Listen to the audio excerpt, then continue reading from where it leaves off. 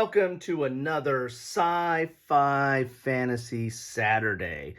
This is where I go off the beaten path and try to do sci-fi and fantasy board games or war games or games that are related to war games in that genre. But sometimes I go a little bit far off that trail and get to stuff that really have nothing to do with war games, but I'm as a multi-gamer, I don't know what the heck you call that. I have a lot of interest in games, but I try to keep focused on war games. But we all have to feed our interests sometimes. And so today I'm going to do an exploration of the Unmatched series, and I'm probably going to try to do at least a couple videos today because I got something in this series, recently received something in this series, and I want to do an unboxing on that. But I need to have some context first. So, Unmatched. And this is kind of a weird fit for Sci-Fi Fantasy Saturday in that it's an anthology of different genres or different themes, I should say. It could have there's arguably some sci-fi characters in here. There's definitely some fantasy or mythological characters in here. It kind of runs the gambit. This is somewhat of a, mythological or anachronistic type series that is, based on fighting. So there's a little bit of a war game aspect there, and there's another link to wargaming that I really want to get into once we get into the box here. But this is based on the StarWars Duels system, or at least that's what they say. They say it's based on the StarWars Duels system. I haven't played the StarWars Duels system, but went back and looked at it, and some of the card play, there's cards that you use in here for your actions to either do an attack or to defend in an attack. And some of those card play is you can see that's where they're getting their inspiration or influence from Star Wars Duels. Also, you're getting it the fact that these are small teams, or like sometimes there's one person or one character, or it might be a group of 3 or 4 characters, but there's usually a primary character, then a secondary character or secondary characters or sidekicks, what have you. So some of that is, you can see that's kind of drawn from Star Wars Duel as well. However, I kind of see a more inspiration or some inspiration from the old Tannhäuser game. Now, if you guys are watching this channel as a wargamer, you're probably like, well, what the heck is he talking about? But Star Wars Duels was an old game that was themed on Star Wars and was about duels. Hey, imagine that. Tannhäuser was a game that, in my opinion, was drew a lot of influence from that old video game Wolfenstein.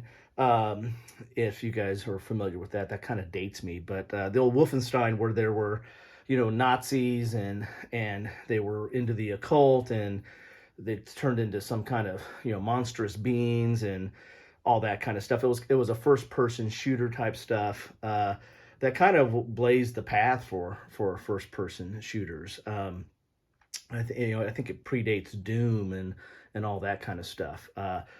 But Tannhäuser was a miniatures game on a board, or that was about combat. And one of the neat things about Tannhäuser was it had a unique line of sight that, for us wargamers, anybody that plays small unit tactical games or squad level games or anything that that has the need for line of sight, that you can have terrain blocking stuff, that's always one of the first things when you're breaking into this hobby that kind of trips people up. Like, well, how do I determine line of sight, and what's elevation and all that stuff?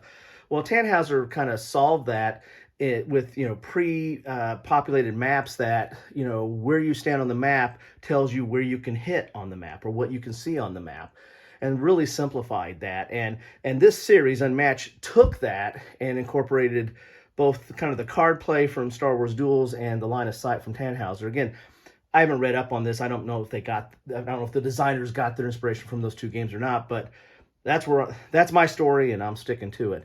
But they combine those two and it comes up with a very unique combat system. And one reason why I think this is interesting from a Warpit gamer's perspective is I wonder if there's ways that we could translate that to some of, to a more war game specific game, like a squad level or small unit tactical game with a pre-populated line of sight. And when we get to that, I'll show you what I'm talking about there. But this series has a lot in it. I don't have everything in it, but I got a lot in it. One reason I found it interesting and unique approach.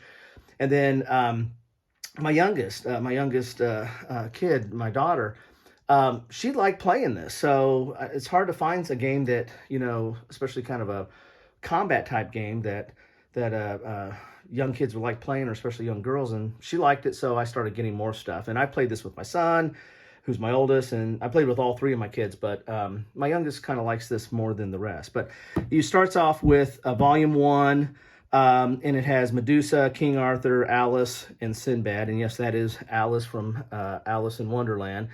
And I think you probably know the rest of these characters.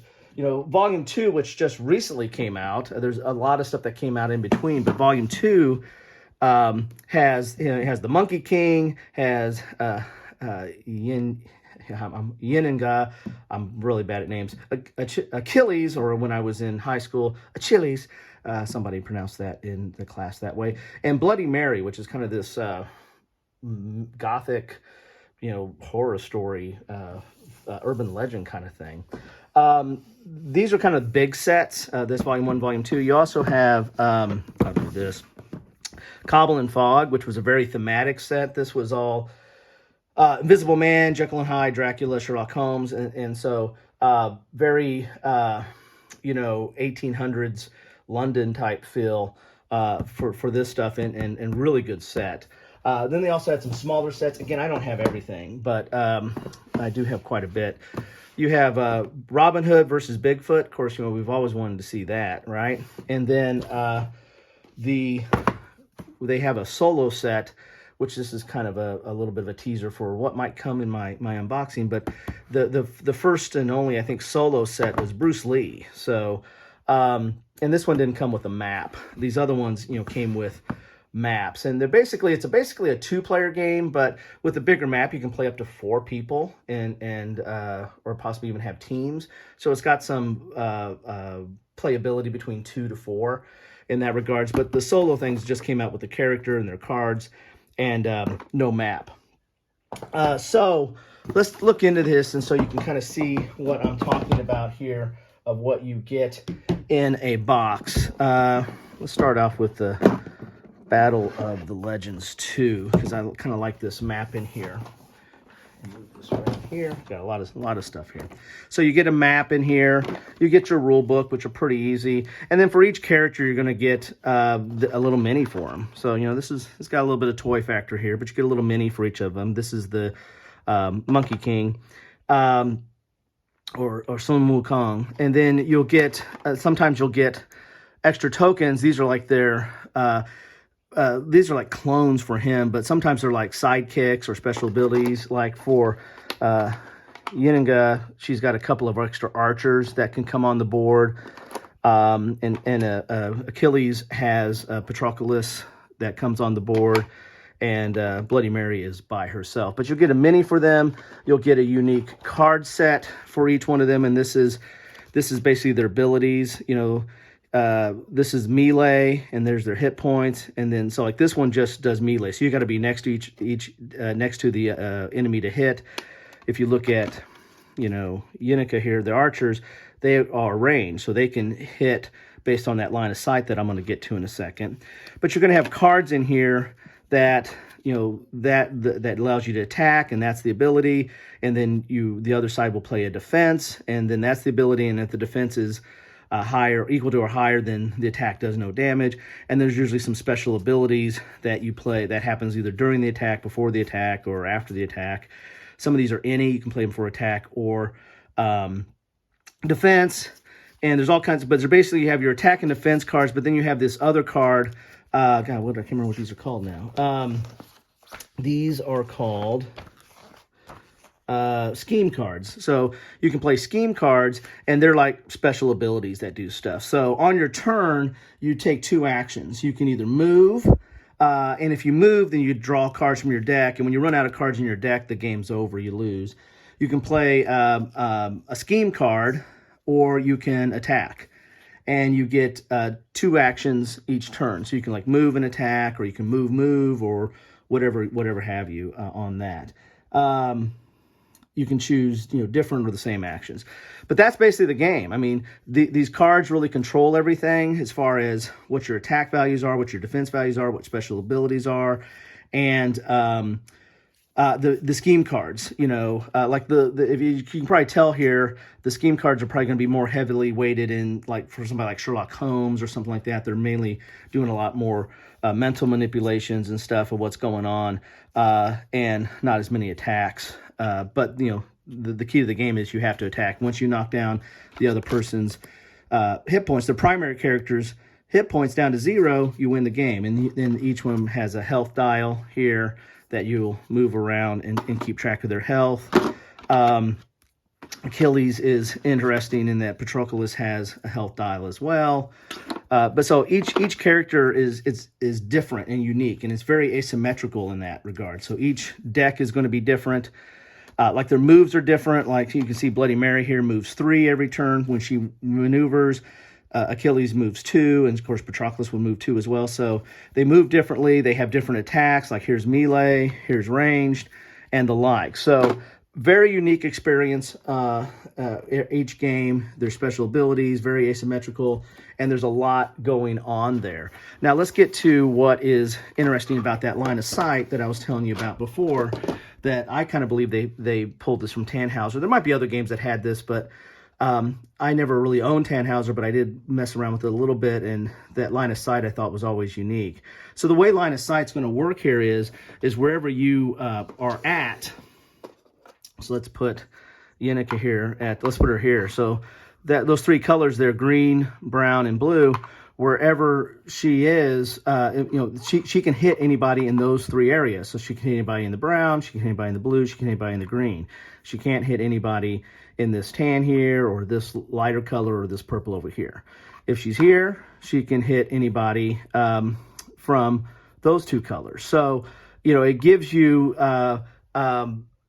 it simplifies line of sight. You don't have to worry about, is that tree blocking you, or is that, building blocking you, or is that ridge or rise or canyon. You don't have to worry about any of that. It's just based on the colors. And I found that to be a very, this is a simple, kind of skirmish game. But I found that line of sight just really neat. When I first started playing, my very first war game was Panzer Blitz. First game I owned was Panzer Leader. I wish they had that back then. That would have made line of sight rules a lot easier, especially when I got to Squad Leader. And then on this version, the other ones have, the other games, when they have maps, they have 2 sides and they're different locations.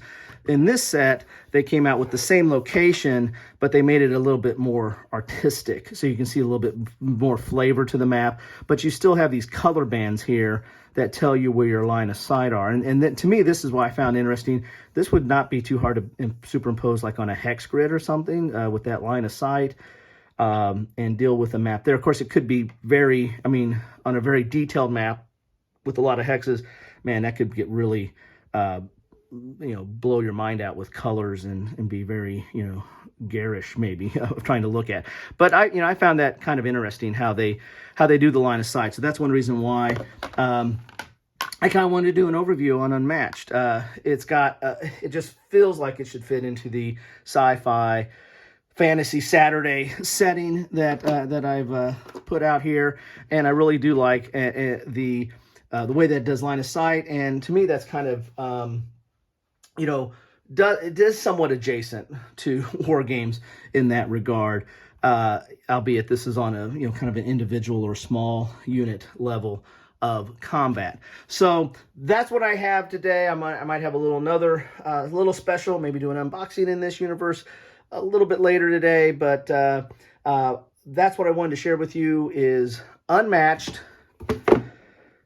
Battle of Legends. There's a lot in here. There's stuff that there's a lot more stuff. There's at least 3-4 other subsets that I don't have that are in this genre. I mean, you can do like the Jurassic Park dinosaurs, and I think there's even a Buffy the Vampire Slayer. So there's a lot of stuff that's coming out in this area. I like this system. It's very accessible. It's very easy to get to. You know, it's not deep, but I do like some of the unique features, especially like the line of sight.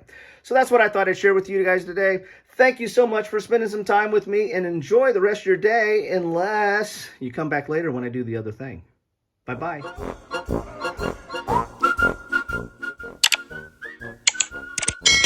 Thanks for watching.